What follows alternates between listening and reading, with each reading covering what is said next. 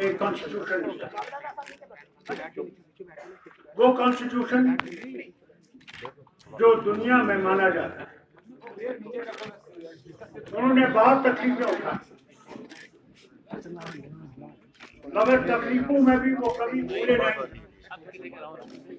उन्होंने अपने आप को खुद बनाया, किसी ने उन्हें बनाया नहीं, खुद तालीम पाई, कश्मकश में तालीम पाई, विलायत तक पहुंचे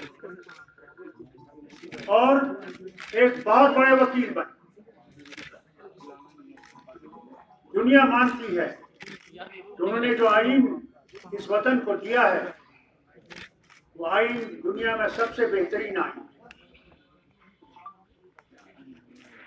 उसमें सबसे बड़ी चीज ये थी कि ये वतन सबका है, उसका कोई भी मजहब हो, उसका कोई भी रंग हो, और नहीं। हम ये कहें कि 70 साल के बाद आप लोगों को आपका हक हर जगह मिल गया है, नहीं मिला। आज भी आप लोग पसमानदा हैं, आज भी देखा जाता है कि कहां आपको नीचे दबाया जा सके। इसलिए इस हिंदुस्तान को बदलना पड़ेगा। अगर कि इसको बदलाने की कोशिश कर रहे हैं